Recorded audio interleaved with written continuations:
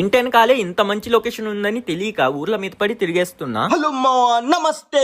ఈ రోజు చేపలు పడదామని ఒక కొత్త లొకేషన్ కి అయితే వచ్చాం. ఇదొచ్చేసి ఇంతకు ముందు మొత్తం నది అన్నమాట. ఇప్పుడైతే సగం కంటే పైగానే నది మొత్తం ఎండిపోయింది. ఇంకా మనం కొత్త స్పాట్ కి వచ్చినప్పుడు ఫస్ట్ గా చేసే పని ఏంటంటే ఇక్కడ అసలు ఏమేం చేపలు ఉన్నాయి ఏంది కథ అని మొత్తం అరుచుకొని రావడం. ఇంకా మనకైతే ఇక్కడ వచ్చిన అరగంట తర్వాత ఒక పాంప్లెట్ పడింది. ఇంకా ఈ చేపని చూడగానే చేపలు పట్టాలన్న మూడు ఉత్సాహం అన్ని సర్వనాశనం అయిపోయాయి. ఇంకా ఈ చేపని తొందరగా వదిలించుకొని వేరే లొకేషన్ కి వెళ్దామని ఫిక్స్ అయ్యా. నేనైతే ఇక్కడ రవ్వలు బొచ్చెలు బాగా బలిసుంటాయని చాలా ఆశతో వచ్చాను మావా. ఇంక ఇక్కడ మనం వాడే పిండి తేడాను ఇక్కడున్న చేపలే తేడాను ఇంకోసారి వచ్చి తెలుసుకోవాలి.